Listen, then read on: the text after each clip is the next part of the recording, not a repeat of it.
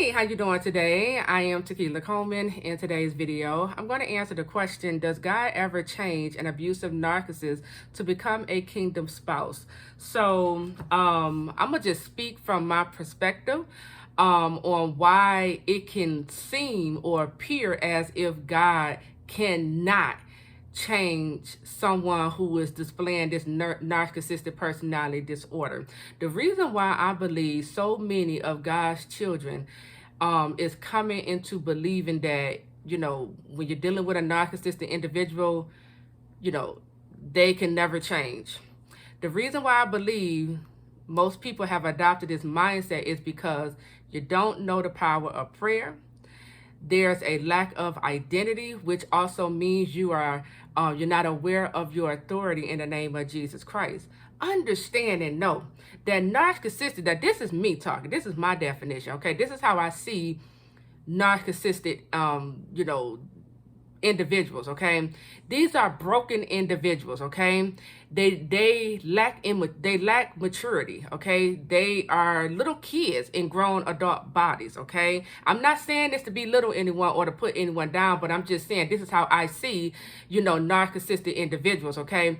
The Bible tells us that we are to be of one mind. So whenever you are dealing with someone who has more than one personality, you got to begin to understand that these are demonic spirits that are in operation through this individual, right? This is a spirit that's causing this person to have this double-mindedness. This is a spirit that's causing this person to, walk in all this pride, right?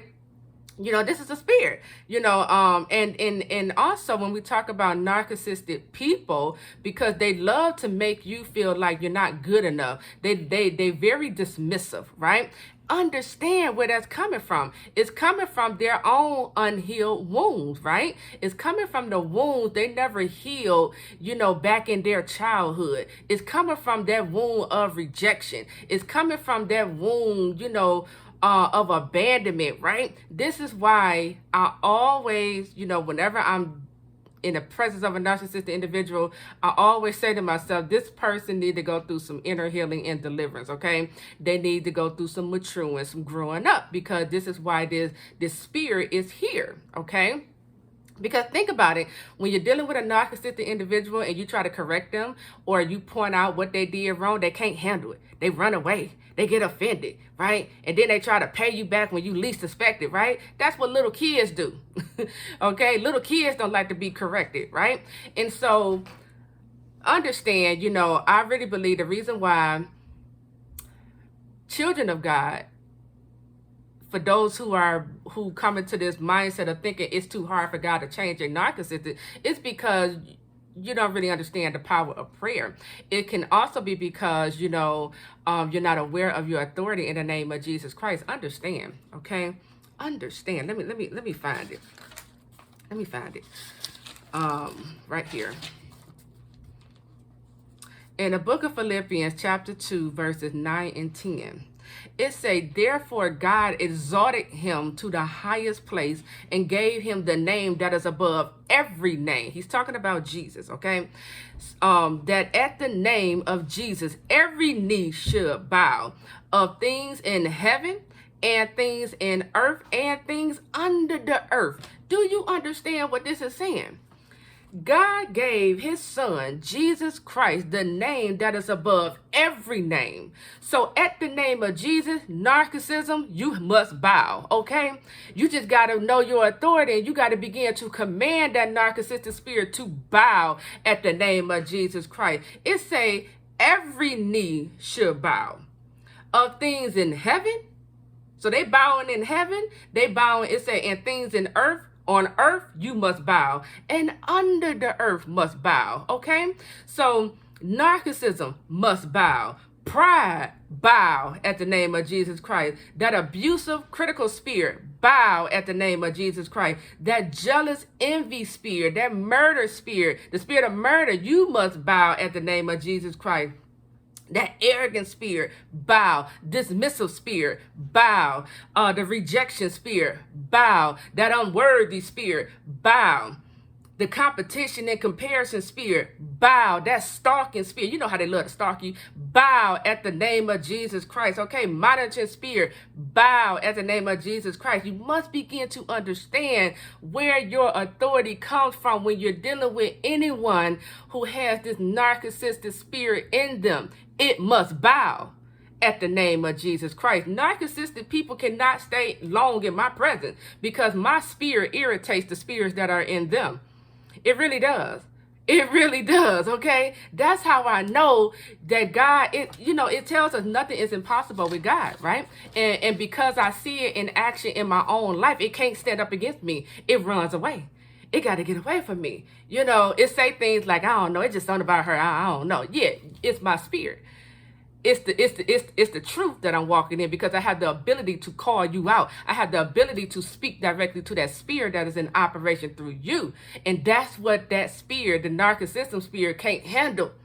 It can't handle it, right? It can't handle being called out. It can't handle, you telling it to bow at the name of Jesus Christ. Right? But nothing is impossible with God. The definition for nothing means not anything, no single thing.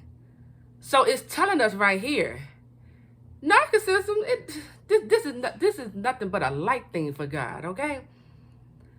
We must become people who pressing in prayer with God, okay? Because when you're dealing with narcissistic individuals, okay, you can't just go to God one time and just pray over this or pray, regarding this particular person, and then, you're expecting for God to move. Prayer, you just planted the seeds, okay? But when you're dealing with narcissistic, because you're dealing with several different spirits, you're dealing with that prideful spirit, you're dealing with the arrogant spirit, you're dealing with jealousy and envy spirit, you're dealing with bitter spirit. What else? Did I say pride? I think I said pride. But these are different spirits you are dealing with in this individual. So, the Bible, it say this kind only comes out through fasting and prayer. Sometimes when you're dealing with a narcissistic individual, that kind you got to go to fasting to command that demon to come out of that individual. Okay?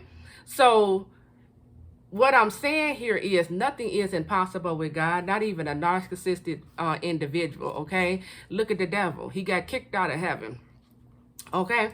And look at Saul, God restored him, put him on a 3-day dry fast and converted him from Saul to Paul. Nothing is impossible when you're dealing with a narcissistic spirit, okay?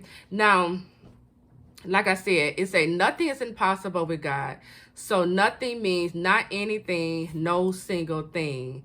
In the book of Job, chapter 22, verse 28, it say, thou shalt also decree a thing, and it shall be established unto thee. So what this verse is telling us is that when you, children of God, when you begin to decree out of your mouth, a thing, right? It shall be established. First, it's going to be established up in the heavenly realm, and then you're going to see it manifest in your life. Now, when we talk about what is a thing is a promise, okay? A thing is a prophetic word. A thing is a command that is coming out of your mouth. A thing is whatever you are saying out of your mouth, okay? This is why the Bible say, life and death are in the power of what is it? Life and death in the power of your words or your tongue. It's one of those. And utterance is a thing, declaration, right? So, in another translation, say what you decide on will be done, and light will shine on your ways. Understand, you can speak to the evil demonic spirits in operation through narcissistic individuals. You can call them out. That's deliverance. You can call them spirits out. When you're dealing with a narcissistic individual, if you're married to a narcissistic husband or wife, whatever you see manifesting, you see that spirit of anger, call it out. Call it out. Begin to speak to it. The spirit of anger, I command you to come out of my wife. I command you to come out of my husband in the name of Jesus Christ. Tell it. You can also tell her to be quiet, because sometimes they try to act up when you're calling them out. Be quiet. I silence you right now in the name of Jesus Christ, and I command you to come out of him. Come out of her in the name of Jesus Christ. I do this all the time, okay? Now, let me say this, because when you're doing deliverance, make sure you have this person permission, because if not, and you still take them through deliverance, that those demons are going to come back times 7, okay? And this individual is going to be worse than before, okay?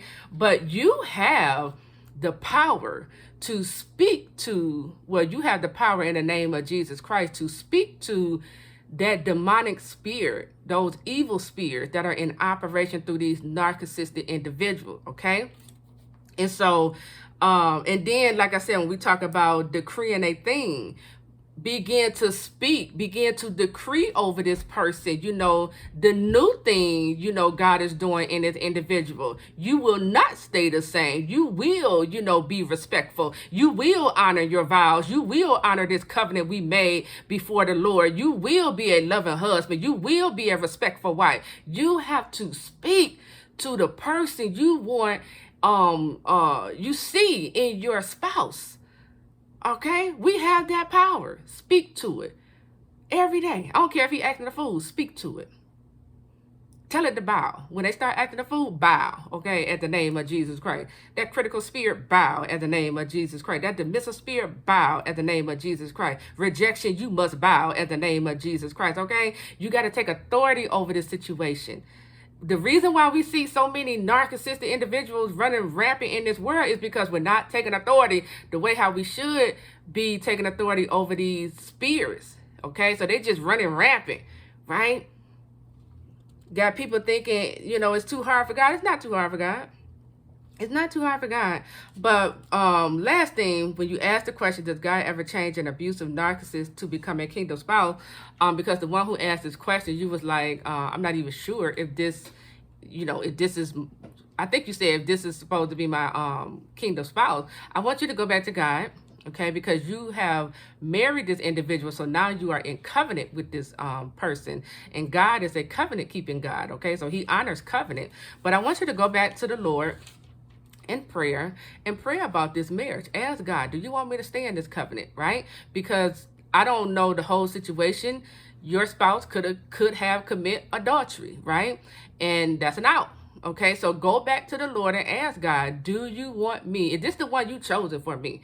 Right? How you want me to proceed, going forward in this marriage? Ask God and wait for his answer, because he will answer you and he will tell you. He's going to either tell you to continue to stand and pray regarding your, God-ordained prodigal spouse, or he might, he might cause a separation to come in between the two of you. Separation doesn't mean divorce. It just really means separation, because when God separates you from your spouse, that is protection. He is protecting you from the demonic spirits from overtaking you and destroying you, okay?